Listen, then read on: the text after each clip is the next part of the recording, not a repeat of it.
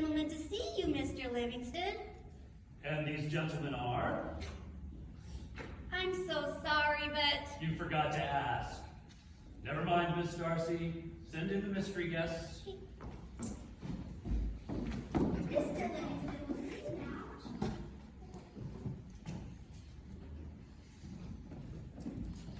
Mr. Holmes, you I recognize.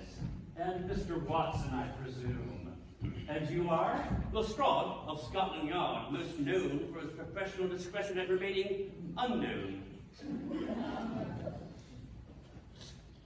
We're here to investigate the Mary Penniman case. You may recall it. May I ask why you're inquiring about that particular case? There's a renewed interest. Obviously, but why?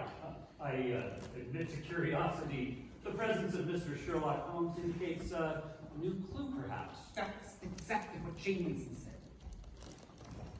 One could yearn for some excitement if one worked in the veins of the River Styx, yes.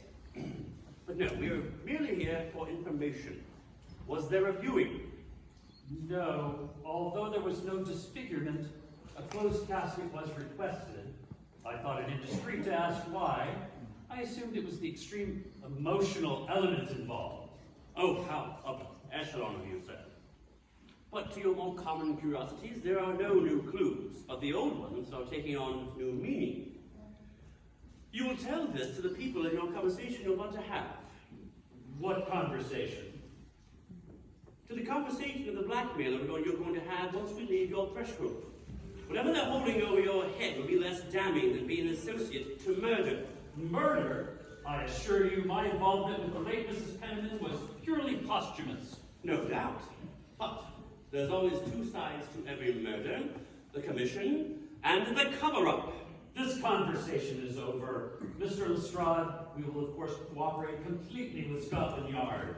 As for our files on this client, Miss Darcy, my assistant, will help you. Good afternoon. Another mole?